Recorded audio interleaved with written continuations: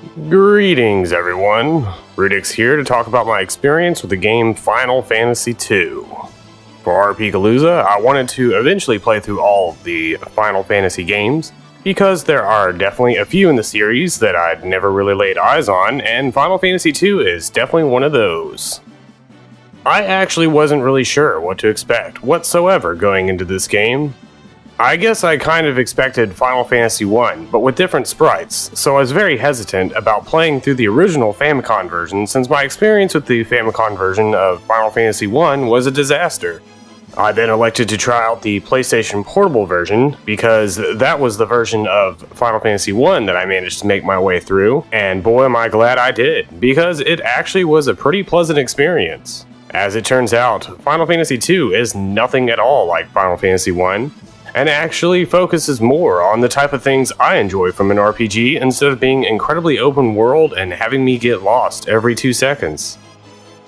While my experience was enhanced a bit by my use of a guide on where to go and what to do, I never really felt like I was aimlessly wandering without reason, as the game seems to focus a lot more on the story instead of the gameplay.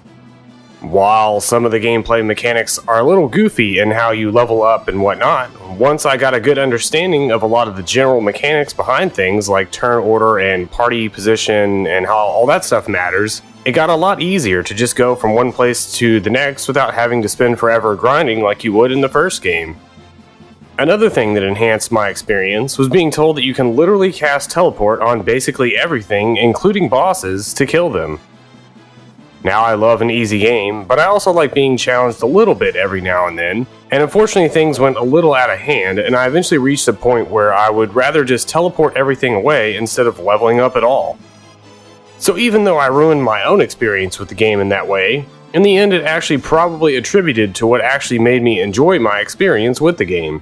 It's really hard to say because while I was enjoying the game, I definitely didn't feel like spending hours grinding just to catch up to where I needed to be by the time I got to the point in the game where I probably should have stopped using this mechanic.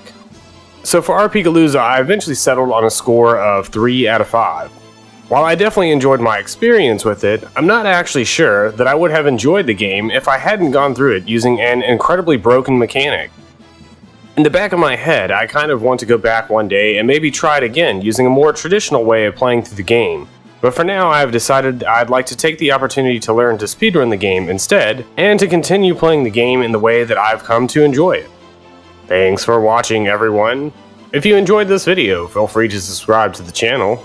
Or if you'd like to tag along in my adventures as I play through them live, feel free to follow my Twitch TV stream at twitch.tv/rudyxx.